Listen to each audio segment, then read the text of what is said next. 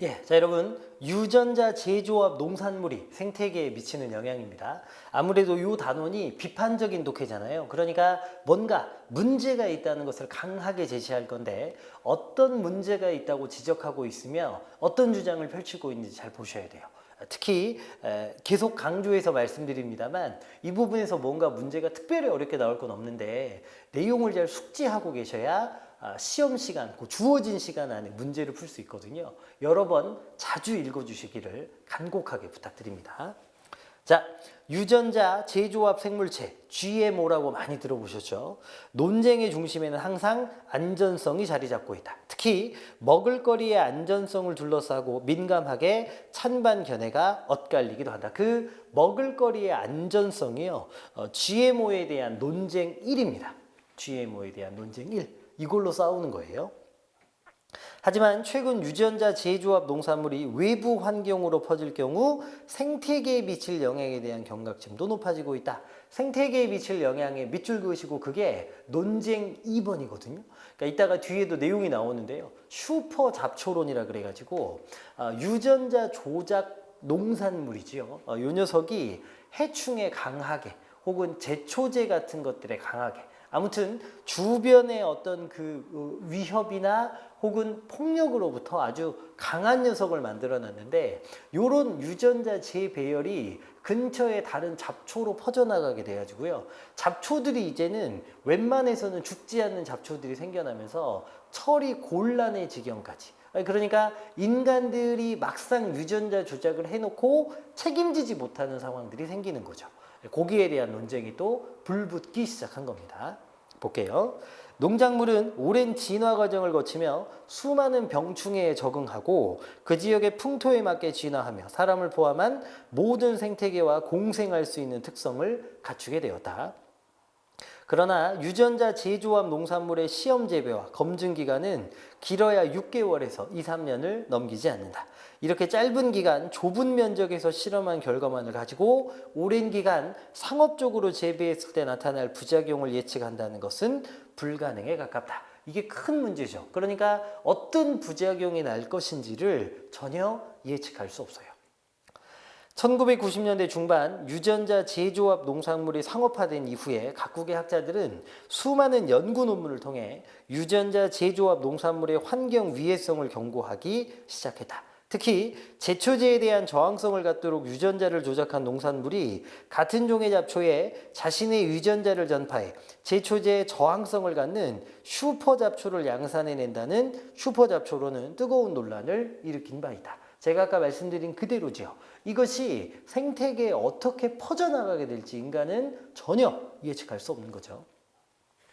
유전자 제조합 농산물과 비슷한 내성을 지닌 슈퍼잡초는 2000년 미국 동부 델라웨어주에서 처음 발견된 이후 2003년에는 옥수수 곡창지대인 인디애나주와 오하이오주로까지 확산된 사실이 미국에서 보고되기도 하였다. 여러분, 이것은 구체적인 사례지요.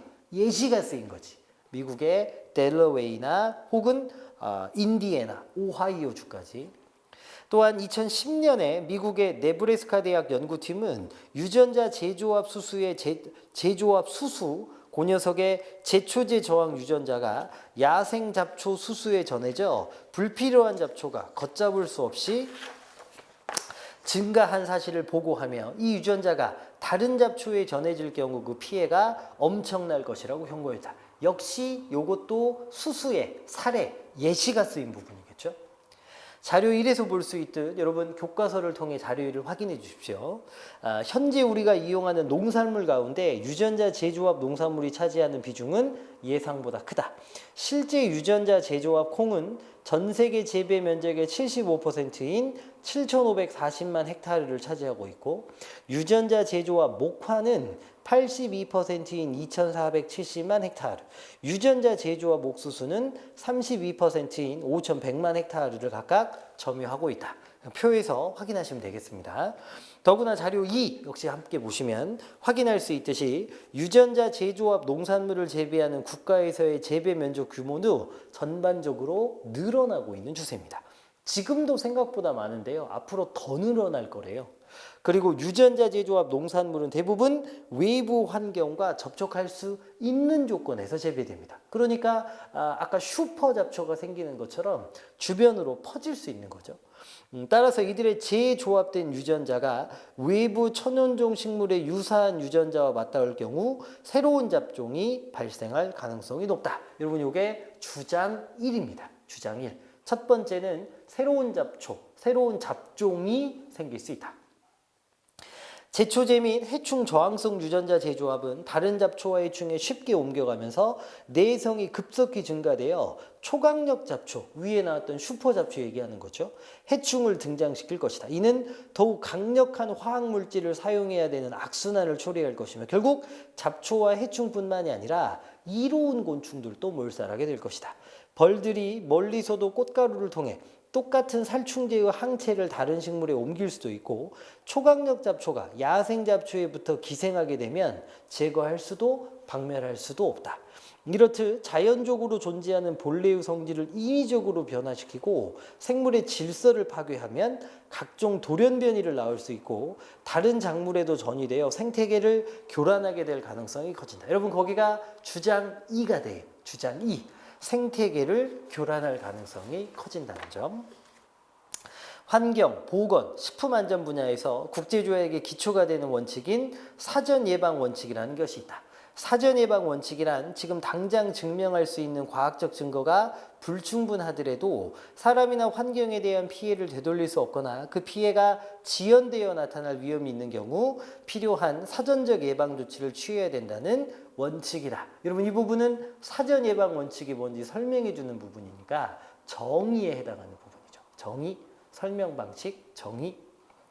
슈퍼 잡초 자체가 우세해져 다른 순수종을 밀어내거나 멸종한 사례에 대한 보고는 아직 없다. 하지만 유전자 재조합 농산물이 삽입된 유전자가 야생종이나 천연종에 들어갈 경우 종의 특성 자체를 변화시켜 예상하지 못한 재앙을 일으킬 위험은 언제나 존재한다. 사전 예방 원칙에 따라 유전자 재조합 농산물의 개발 및 수용을 재고해야 될 때다. 결국 여러분 궁극적인 주장이죠. 재은이가 하고 싶은 이야기는 들으시면서 느끼셨겠습니다만 핵심은 뭐냐? 유전자 재조합 고려해보자 뭐 이런 거겠죠. 그래서 거기까지 정리해 주시면 되겠습니다. 선생님이 준 문제 한번 풀어보고 틀린 것들을 확인해 드리면서 조금 더 단단하게 만들어 드리겠습니다. 오늘은 여기까지 수고하셨습니다.